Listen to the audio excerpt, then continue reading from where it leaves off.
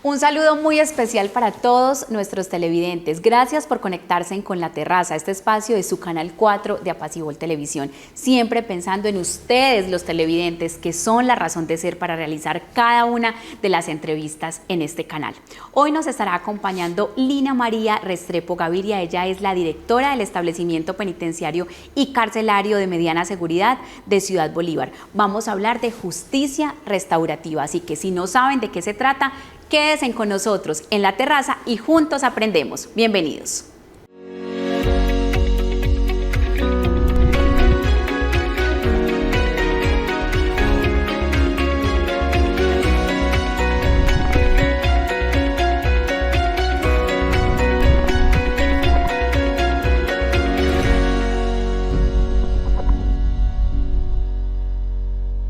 Gracias por continuar con nosotros en La Terraza mientras ustedes en sus hogares llegan de trabajar, se están comiendo la merienda. Somos la mejor compañía y además realizamos cada una de las entrevistas con todo el cariño para ustedes, que son la razón de ser. Está con nosotros Lina María Restrepo Gaviria. Ella es la directora del establecimiento penitenciario y carcelario de mediana seguridad de nuestro municipio. Lina, bienvenida a La Terraza. Melissa, muchísimas gracias por la invitación y a todos los televidentes que nos acompañan en este momento. Este es un tema muy importante para los televidentes, pues vamos a aprender juntos de muchos términos y de muchas cosas importantes que realiza esta institución en nuestro municipio. Así que, Lina, hablemos un poquito de qué se trata precisamente la justicia restaurativa. Melissa, la justicia restaurativa, digamos que está inmerso desde hace mucho tiempo, inclusive dentro de la ley 65 del 93, que es el Código Penitenciario y Carcelario acá en Colombia y que rige a todos los establecimientos a nivel nacional. La justicia restaurativa es algo integral dentro de la reinserción social de las personas privadas de la libertad. Lo que sucede es que de pronto el tema de justicia restaurativa ha venido tomando pues como muchísimo más fuerza y se ha estado como fortaleciendo debido a que el director general del INPE junto con el Ministerio de Justicia y del Derecho pues obviamente se han prestado en la tarea de que las personas privadas de la libertad también le entreguen en retribución algo importante a la sociedad. Entonces esa es la razón del por qué hemos estado viendo algunas personas privadas de la libertad del establecimiento en las calles, ayudando, haciendo aseo, haciendo ornato, haciendo diferentes actividades, también como una forma de ellos de retribución frente a la sociedad y la utilidad y productividad que ellos pueden sentir desarrollando y ejecutando estas actividades. Precisamente hablemos de este tema que ha generado tanta inquietud en la comunidad, pues hacía muchísimo tiempo, yo creería que nunca había visto que este tipo de actividades se realizaran en nuestro municipio, y es ver los reclusos realizando actividades, como usted lo decía, de ornato, aportando a las parroquias en el tema de lavado, embellecimiento. Igualmente también han estado contribuyendo en la ES Hospital La Merced. Hablemos de qué se trata este tema tan importante que aporta a la salud mental de los reclusos, pero que también de alguna manera le retribuyen a la sociedad civil parte del daño que han hecho. Bueno, Melissa, legalmente todo este tipo de actividades, eso es lo primero que tenemos que dejarle claro a la comunidad. Primero que todo, este tipo de actividades están legalizadas, están organizadas, están reglamentadas normativamente.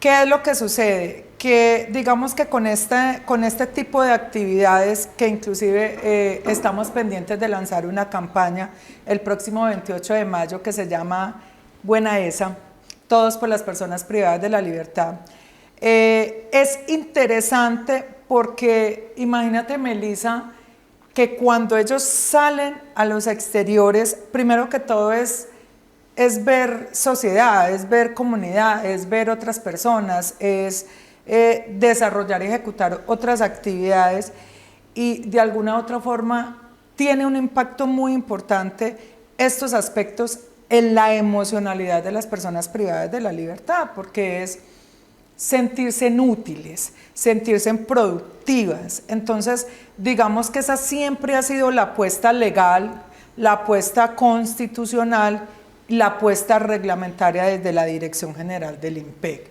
Obviamente tienen que haber unas características especiales para que estas personas salgan extramurales a hacer estas actividades, como por ejemplo las fases de tratamiento, como por ejemplo los delitos, como por ejemplo que no hayan otro tipo de requerimientos judiciales, porque también es responsabilidad del Instituto Nacional Penitenciario y Carcelario INPEC hacer una protección integral de la sociedad. Pero digamos que el objetivo principal es resocialización.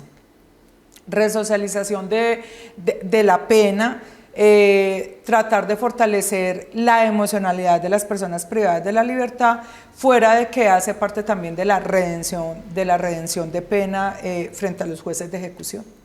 Hablemos un poquito de cuáles han sido esas instituciones a las cuales el Centro Penitenciario y Carcelario pues ha realizado actividades en conjunto para hablar de este tema de justicia restaurativa y para aportar, como decía usted, tan importante en la salud mental de quienes están privados de la libertad.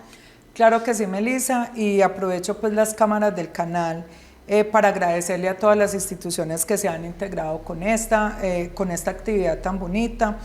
Hemos estado en el Hospital La Merced, hemos estado en el Colegio María Auxiliadora, hemos estado en las dos parroquias, en la Ermita, en la Inmaculada Concepción, y pues obviamente la idea es seguir desarrollando este tipo de actividades con las instituciones públicas del municipio, y que obviamente más entidades y más instituciones se vinculen pues con este tema de justicia restaurativa, porque vuelvo con el tema, Melissa, y el tema de la resocialización intramural no es fácil, y este tipo de actividades, fuera de que sirven para el tema de redención judicial, pues lo más importante, partiendo de ahí, es el tema de la estabilidad emocional de las personas privadas de la libertad, debido a que el impacto de cualquier persona cuando ingresa a una cárcel es un impacto abrupto. Por mucho que uno tenga en mente que es muy posible que uno vaya a llegar a una cárcel, de pronto por la vida delincuencial que uno tenga, siempre va a ser un impacto emocional abrupto ingresar a una cárcel, porque nunca se sabe con qué puede esperar de esa situación. Y mucho más cuando estamos hablando de personas privadas de la libertad tan jóvenes. Por ejemplo, yo en mi establecimiento tengo personas muy jóvenes, entonces obviamente eso hace que la resocialización al tratamiento penitenciario sea un poco más complejo. Háblenos un poquito precisamente y ahondemos en la campaña que se lanzará el próximo 28 de mayo, y es Buena Esa por las personas privadas de la libertad. ¿Qué quieren con esta campaña? ¿Cuál es el impacto que quieren en la sociedad y en el municipio? Si bien ya hemos estado viendo cómo ellos están realizando actividades en nuestro municipio, la campaña, ¿qué es lo que pretende? Melissa, la verdad la campaña lo que pretende es que a nivel nacional todas las cárceles saquen y salgan las personas privadas de la libertad a entregarle de alguna u otra forma esa retribución a la sociedad, y seguirlo haciendo. Inclusive, Melissa, por parte de la Dirección General del INPEC se está mirando la posibilidad de empezar a suscribir algunos convenios con entidades públicas, con el ánimo de que las personas privadas de la libertad, obviamente que su fase, que su delito esté acorde a la situación, puedan ejecutar diariamente este tipo de actividades, porque vuelvo y reitero, el tema de impacto de estar encerrado en una cárcel, de perder obviamente su libertad, que es lo más preciado que puede tener uno en la vida. De alguna u otra forma, lo que se pretende con esto es cuidar la salud emocional de las personas privadas de la libertad. Entonces, nada, todos invitados a que estén pendientes de eso, a que de pronto cuando vean una persona privada de la libertad en la calle, haciendo algún tipo de actividad buena esa, una hidratación, o sea, ha sido súper lindo, Melissa, porque en la mayoría de los escenarios en los que hemos estado, la misma comunidad se acerca, les lleva una gaseosa, les lleva un dulce, les lleva un helado. Entonces eso también es muy gratificante para ellos. Una anécdota de pronto fue cuando estuvieron en el Colegio María Auxiliadora. Llegaron las personas privadas de la libertad a la cárcel, inclusive con bolsitas de mecato que la gente les iba llevando. Entonces me decía uno, directora, tan bueno, tan chévere que las personas de la sociedad, a pesar de lo que nosotros hicimos, nos quieran, nos tengan como esa consideración, nos tengan. Entonces, no, nada, la invitación, Melissa, es a toda la sociedad del municipio, a nivel nacional, departamental, porque vuelvo y reitero, es una campaña a nivel nacional, es que veamos las personas privadas de la libertad como con esa seguridad o con esa fe, aunque no es fácil, vuelvo y reitero, de que son personas que también pertenecen a la sociedad, de que son personas que merecen una segunda oportunidad, de que son personas que cuando salgan o terminen su condena pueden ser bastante útiles al fortalecimiento y a la economía de nuestro país.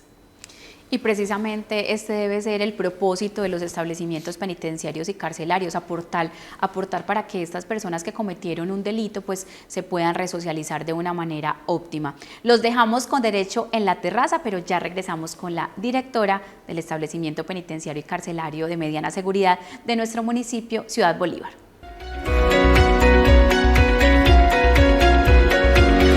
Hola, ¿qué tal? Un saludo muy especial para todos nuestros televidentes y para todos nuestros seguidores de redes sociales.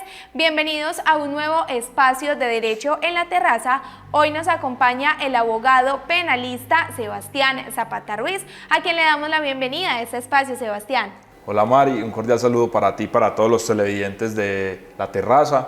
Muy complacido de estar acá en este espacio, compartir conocimientos y de alguna manera generar pedagogía frente a ciertas cosas que nos impactan como sociedad. Sebastián, acerca de esa pedagogía es que estaremos conversando el día de hoy puntualmente con un caso que hace días fue tendencia en redes sociales, donde gracias a unos videos de unas cámaras de seguridad pues se evidenció que una menor de edad estaba huyendo presuntamente de su agresor. En este caso se presenta entonces un acto de acoso sexual. Vamos a contarle a todos nuestros televidentes y a todos los seguidores de redes sociales cuáles son esas consecuencias penales que puede tener este presunto agresor, porque hasta ahora no se ha confirmado y sigue siendo presunto. Exactamente, como bien lo mencionas, pues es presunto agresor, ¿sí?, o presunto abusador de esta menor. Porque justamente, pues como lo dije en programas precedentes y siempre he hecho como eco de esa situación, está la presunción de inocencia hasta que un juez no declare lo contrario. Sí. Ahora, partiendo de la pregunta que me haces y con la información preliminar que tenemos sobre el caso, los videos donde se evidencia a la niña huyendo, no con toda su ropa, sino más bien como envuelta en unas sábanas y por un terreno de una carretera destapada, y una persona adulta detrás de ella, pues como en la persecución, sí, con esa información, más lo que se ha dicho, con el tema de lo que le dijo la niña a los vecinos cuando ellos evidenciaron que estaba dándose esa persecución y lo que pasó posteriormente, pues podríamos decir que, partiendo de lo que dice la niña, podría existir un acceso carnal o un acto sexual con menor de 14 años, dependiendo de la edad que ella tenga. También pues podemos ubicarnos en varias variables, dependiendo de la manera en que se haya puesto en incapacidad de resistir a la menor, o si solamente se utilizó para accederla carnalmente digamos esas limitaciones que se le hicieron, porque según lo que ella dice, estuvo de alguna manera privada en su locomoción, no podía moverse, estaba cautiva de esta persona, de este ciudadano, y justamente eso propició pues que se dieran las circunstancias del presunto abuso. Si hablamos en términos un poquito más penales, ¿cuáles serían esas consecuencias para este presunto abusador que me imagino que ya está en manos de las autoridades?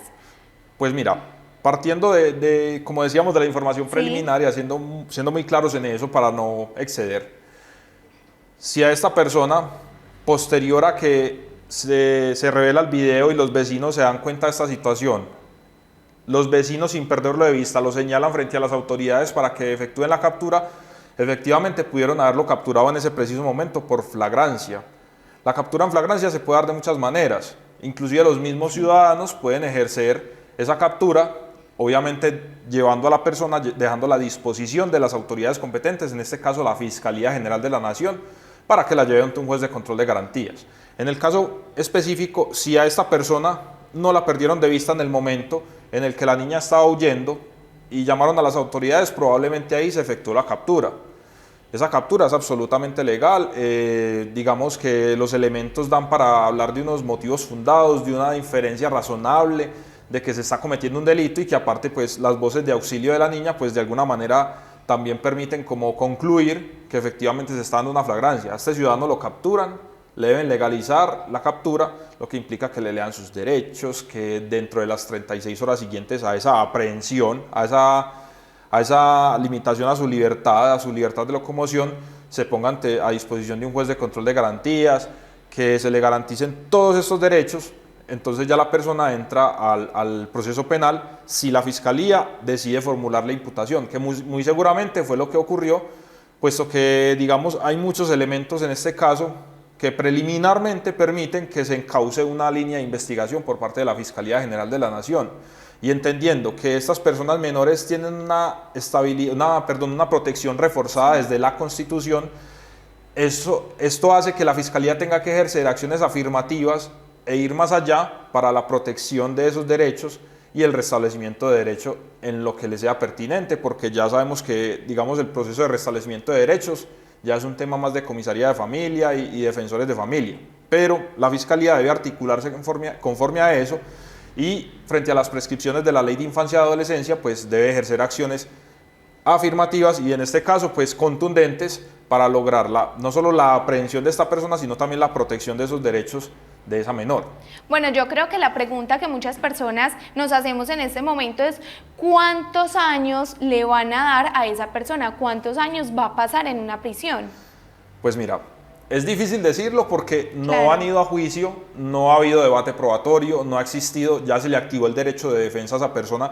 Si lo que estamos suponiendo ocurrió como ocurrió, ya se le activó su derecho de defensa, se presume inocente y deben ir a juicio y debatir con las pruebas que tenga la Fiscalía y lo propio que haga la defensa, discutir culpabilidad. Bueno, digamos que esta persona es declarada responsable del delito y que no existía ninguna circunstancia que lo enajenara de la realidad ni nada por el estilo, estaríamos hablando que delitos, por ejemplo, como el acceso carnal violento, estamos de una pena que parte del mínimo de 12 años al máximo de 20. Y del tema de los actos sexuales, si los hubo, pues estamos hablando de alrededor de 9 años a 13 años más o menos. Sin embargo, también hay que tener en cuenta que si se puso en incapacidad de resistir, hay otros aditamentos.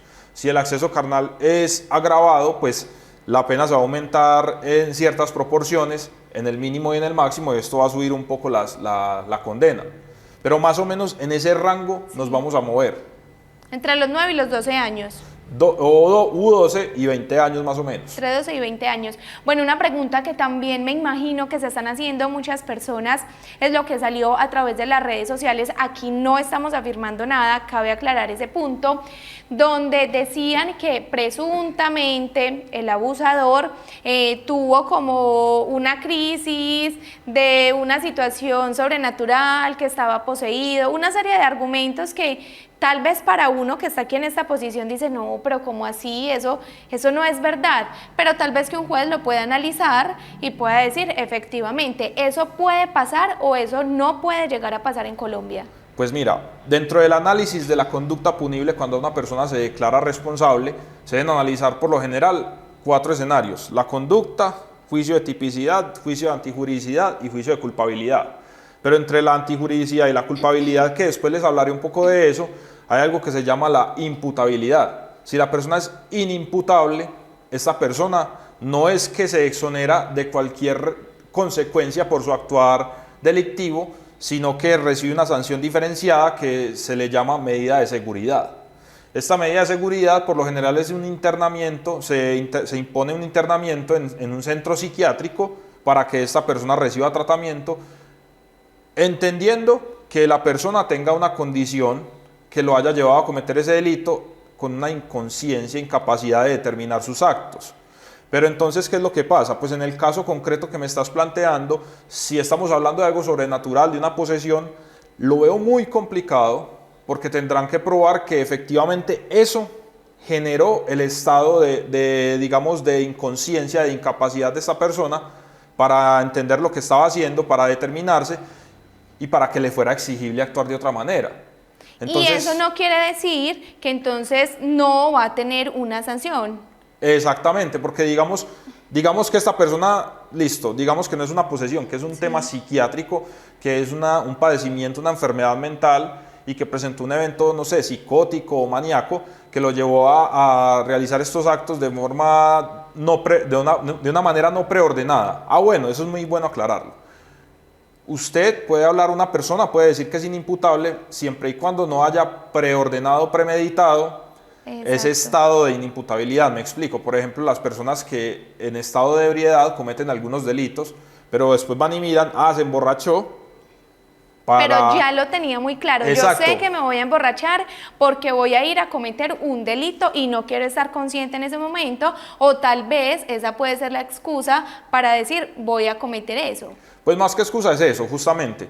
Entonces, partiendo de todos estos supuestos, hay que tener en cuenta justamente ese punto, y es, si esta persona tiene una condición psiquiátrica, pues entonces eventualmente podría ser declarada no culpable, pero sí una persona susceptible de digámoslo, de una medida terapéutica, pero esta medida terapéutica lleva consigo una privación de la libertad porque es internamiento en un lugar psiquiátrico, en un hospital psiquiátrico, pues para que le traten la enfermedad que lo lleva a tener esos comportamientos erráticos.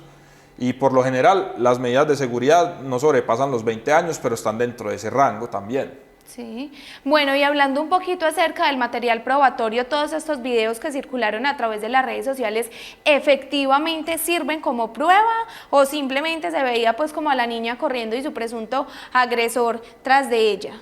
Pues mira, de lo que podemos concluir de esos videos, sabemos que la carretera, una carretera probablemente veredal, no obstante, pues probablemente también es una vía pública. Sí. Al ser una vía pública y estar la cámara enfocada hacia ese punto, no hay ningún inconveniente para que la persona que tenga esos videos los suministren y puedan tener un valor suasorio, probatorio dentro del juicio, justamente porque están revelando información que es importante para lo que se está debatiendo en el proceso.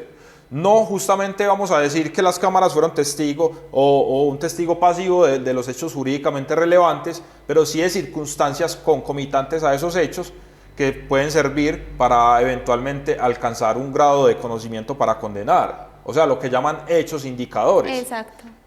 Sebastián, hoy podemos decirle entonces a toda la comunidad de Ciudad Bolívar y a través de este medio a todas las personas a las que les llegamos, cómo avanza este proceso, qué se viene, qué sigue, no queda ahí, darle también ese parte de tranquilidad a la gente de que el caso va a tener una sanción. Claro que sí, Marisol.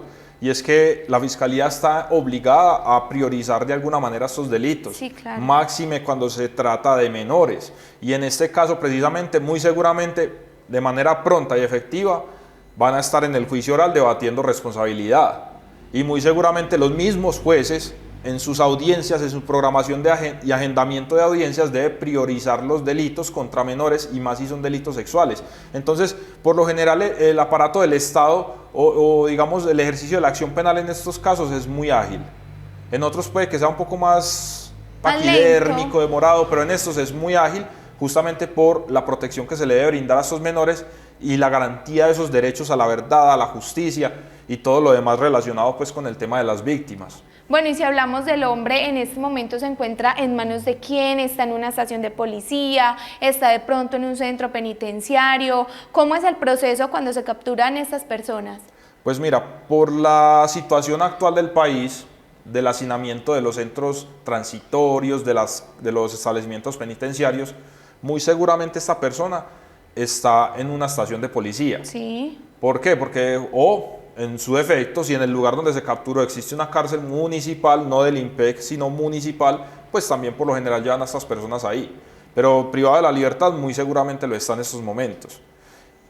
Por el tema del hacinamiento y todas las personas que tenemos en el país, pues el problema de las personas privadas de la libertad, es complejo que lo reciban inmediatamente en un centro carcelario del Instituto Nacional Penitenciario y Carcelario, justamente por el hacinamiento y los problemas que hay de por medio. Pero esta persona está privada de la libertad con total seguridad. Listo. Y ahora el proceso con la niña, ¿cómo se vive? Me imagino entonces que la llevan a una clínica, que empieza todo ese proceso psicológico también con la familia. Claro que sí. Y de hecho dentro de ese proceso, todo el protocolo que se activa, se tiene que garantizar el acceso o por lo menos preservar la prueba. Y en este caso la prueba pues es el testigo que estuvo ahí viviendo la situación, en este caso la víctima, por ser un delito de los que llaman de puerta cerrada. Entonces a ella se le activa pues el código fucsia, se lleva ante el médico para que le practique la experticia de rigor, para ver si existen signos o síntomas de abuso, cuáles son los signos y síntomas. Se le toma una entrevista, por lo general a veces se hace con el psicólogo, que se hace una entrevista forense para fijar unos parámetros y dejar como un derrotero claro de cuáles fueron las circunstancias en las que ocurrió el presunto abuso. Posteriormente, pues también desde el punto de vista no de la Fiscalía, sino de otras entidades, llámese el ICBF, Defensoría de Familia, se inician los procedimientos de restablecimiento de derechos, que es llevarlo ante un grupo interdisciplinar, pues para que se le garantice como ese proceso terapéutico que le ayude de pronto no a superar, pero sí digamos a paliar de alguna manera la situación, porque es un tema muy complejo y muy difícil para alguien más aún de esa edad. Bueno, y hablando precisamente de esa edad, la niña al parecer tenía 12 años, ¿es válido el testimonio de la niña que se le crea? ¿El juez también puede analizar ese punto o es precisamente con ese testimonio que se toman decisiones? Claro que sí, el testimonio es sumamente importante y es tenga absolutamente... la edad que tenga la persona. Sí. Bueno, partamos de qué es un testimonio y qué es testificar, porque si vamos a llevar a un niño de 2 años, difícilmente vamos a obtener información relevante, o a un niño que no tenga capacidad de comunicarse de ninguna forma, ¿cierto? Pero en este caso es absolutamente pertinente, es un testimonio que nos va a dar detalles sobre los hechos jurídicamente relevantes y perfectamente el juez puede emitir una condena única, exclusivamente con ese testimonio. Obviamente pues van a llevar más cosas para corroborarlo, la entrevista de la que hablaba, que muy seguramente la ingresan como prueba de referencia en caso tal de ser necesario, y muchas otras situaciones, testimonios de los vecinos que la vieron corriendo, que los papás, en fin. Pero el testimonio es absolutamente relevante y por lo general la piedra angular de las sentencias condenatorias en delitos contra menores de 14 años, delitos sexuales, es justamente el testimonio del menor. Listo.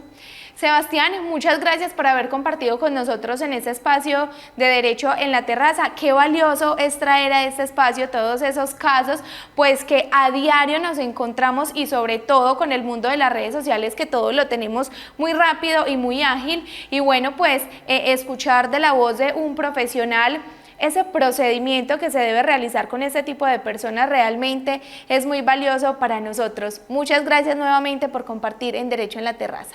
No, muchas gracias María vos y muchas gracias a todos por estar pendientes de estos espacios. Ojalá se sigan presentando para que tengamos y podamos discutir estas situaciones que por lo general generan mucha controversia. Ahí está entonces la invitación para que todas las personas a través de redes sociales, si quieren y tienen conocimiento de algún caso y profundizar en todo este tema penal, pues aquí tenemos un gran experto y con él estaremos debatiendo todos esos casos. Importante, es de una manera anónima, usted puede dejar los comentarios a través entonces de YouTube, que estamos como Apacible en vivo, y en Facebook como Apacible TV, Canal 4. Eso fue todo en Derecho en la Terraza, nos vemos en una próxima oportunidad. Hasta pronto.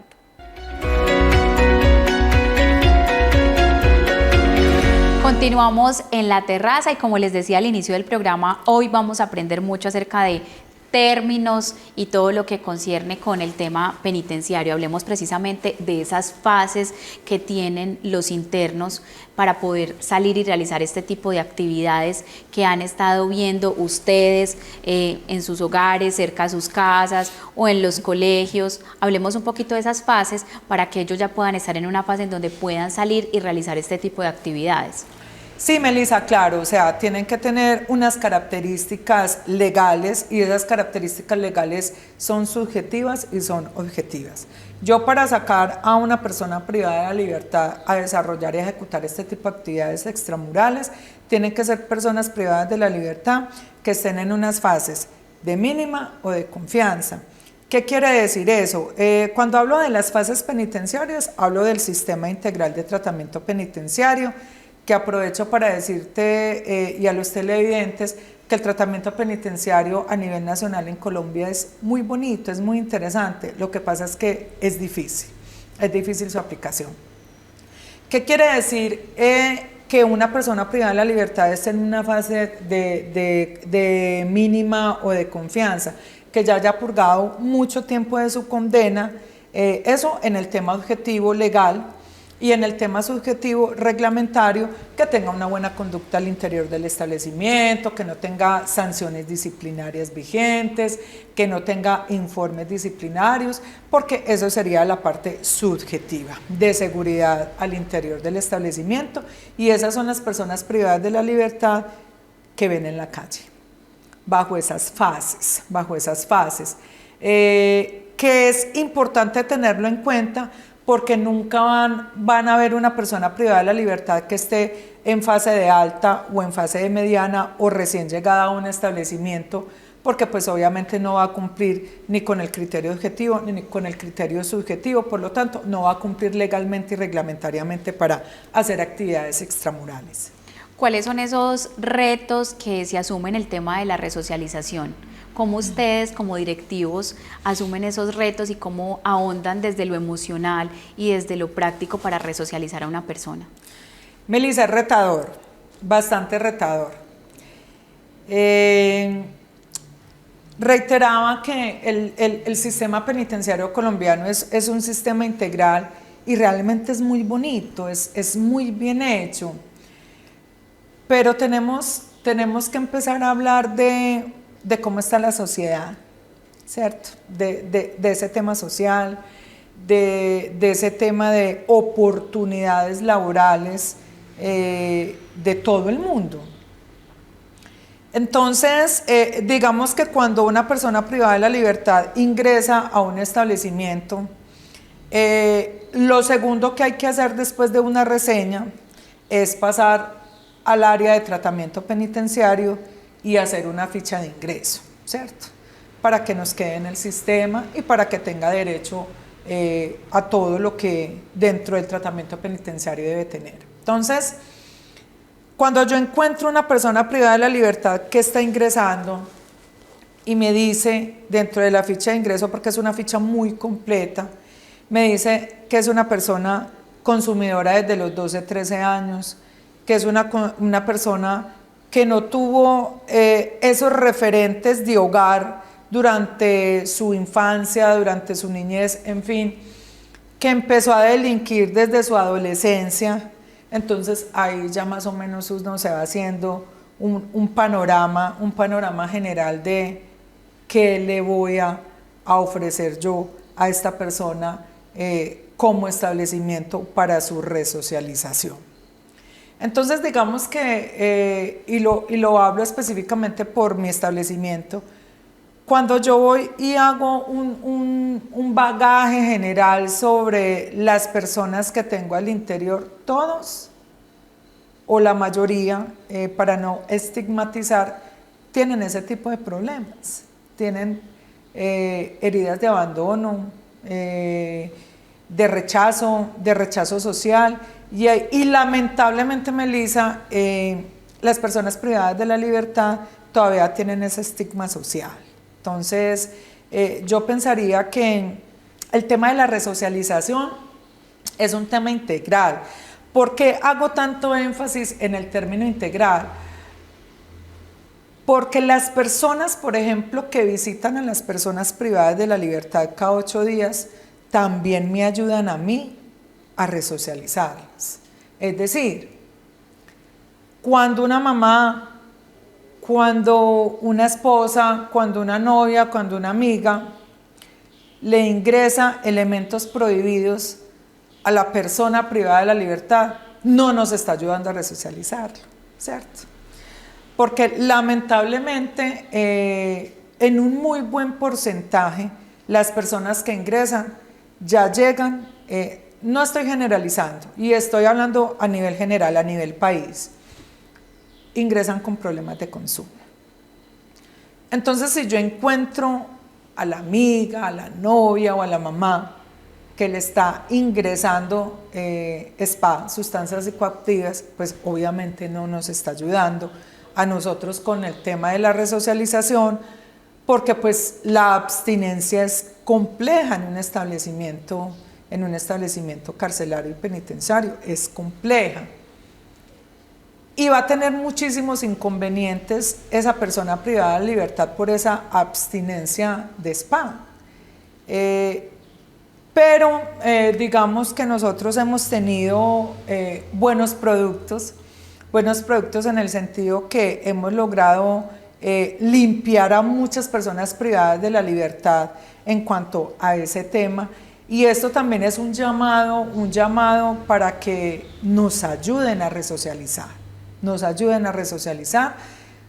Porque realmente es complejo, pero no porque no lo asumamos, no, nosotros lo asumimos y tantas las cosas buenas como las cosas que no son tan buenas, lo asumimos como servidores penitenciarios, el tema de la seguridad, el tema del ingreso de sustancias psicoactivas o de elementos prohibidos, en fin. Pero sí sería muy notable que la sociedad en sí, las familias, las personas, también nos ayuden con ese tema de resocialización, que es bastante bonito, retador, pero muy interesante. Ahondando en el tema de la resocialización, sabemos que ustedes dentro del establecimiento también tienen unos emprendimientos, realizan actividades diarias, tienen un cronograma de trabajo, de horarios con los internos. ¿Cómo se maneja esto también para impartirles disciplina, también esa como emocionalidad en la vida, un propósito, así estén recluidos? Sí, Melissa, dentro del plan integral de resocialización de los establecimientos a nivel nacional, nosotros tenemos algo que se llama plan ocupacional. Dentro de ese plan ocupacional, nosotros tenemos entonces divididos en diferentes actividades las personas privadas de la libertad, los que me están estudiando, los que están en el taller de maquila de confecciones, los que están haciendo el aseo, los que realizan manillas, manualidades, todo eso está integrado dentro de un plan ocupacional y nosotros tenemos la obligación de mantener full ese plan ocupacional siempre. Eso es una forma, primero, de redención de pena, porque nosotros de manera trimestral le tenemos que informar a los jueces de ejecución de penas qué ha hecho esa persona privada de la libertad durante ese trimestre, cuántas horas ha redimido su pena y qué conducta tiene. ¿Por qué es importante esa situación? Para temas de beneficios administrativos, es decir, cuando una persona privada de la libertad considera que ya puede acceder a una libertad condicional, a una prisión domiciliaria, a un beneficio de 72, en fin, ellos le tienen que demostrar al juez de ejecución de penas, que han venido trabajando y que su conducta es excelente, ¿cierto? Entonces, digamos que ese plan ocupacional es como la base fundamental de esa redención para nosotros poderle mostrar a los jueces qué han venido haciendo durante ese trimestre y cómo está su conducta dentro del criterio subjetivo al interior del establecimiento. Pues vemos muchos temas interesantes que no conocíamos al interior del establecimiento penitenciario y carcelario de mediana seguridad de nuestro municipio. Retomemos un poco para finalizar el tema de la campaña Buena Esa por las personas recluidas, para que nuevamente quienes los vean en la calle, también las instituciones públicas de nuestro municipio que se quieran vincular, pues este es un llamado para que aporten a la resocialización de ellos. Claro que sí, Melissa. La campaña Buena Esa Cuando vean una persona privada de la libertad en la calle, de pronto realizando alguna actividad que ya más o menos les expliqué cuáles son las condiciones subjetivas y objetivas para que puedan hacer estas actividades extramurales, nada, lo acojan, hacen parte de la sociedad, cometieron un error, lo están pagando con la privación de la libertad, pero igual hacen parte integral de la sociedad. Entonces nada, buena esa, y invitar a toda la comunidad a que se integre, a todas las entidades públicas a que se integren, y estamos dispuestos, obviamente como establecimiento, estamos dispuestos a ayudar con esa retribución social, frente a todas las entidades públicas, frente a la comunidad, y hacer lo necesario para que las personas privadas de la libertad se sientan útiles y productivas. Excelente tema. Lina María Restrepo Gaviria, directora del establecimiento penitenciario y carcelario de nuestro municipio. Muchas gracias por acompañarnos en la terraza con esta campaña tan bonita que es Buena Esa. Cuando vean una persona privada de la libertad realizando algún tipo de actividad que aporta a su resocialización, lo invitamos para que se acerque, le den un mensaje de aliento, de cariño, que sientan también emocionalmente ese cariño de la sociedad, y que ya ellos tienen bastante con estar recluidos para que nosotros como sociedad seamos más jueces o entremos a juzgarlos. No, lo importante es darle un mensaje de aliento y de cariño. Ese es el propósito que tiene la campaña Buena Esa. Muchas gracias, Lina, por acompañarnos, y por supuesto desde Apacible Televisión vamos a aportar para que esa campaña se difunda en todo nuestro municipio y en los demás lugares donde se ve el Canal 4 de Apacible Televisión. Melissa, a ti por la invitación, al canal, y a todos los televidentes que estuvieron atentos a esta conversación. Muchas gracias a ustedes, nuestros televidentes, por acompañarnos en la terraza. Por supuesto, nos llena de cariño y de emoción estar con ustedes, contarles todos los avances de nuestro municipio. Y ya saben, los dejamos con esa invitación, la campaña Buena Esa del establecimiento penitenciario y carcelario de nuestro municipio. Que tengan una feliz noche, y recuerden que pueden sintonizarnos también a través de las redes sociales, a través de Instagram, Facebook y YouTube.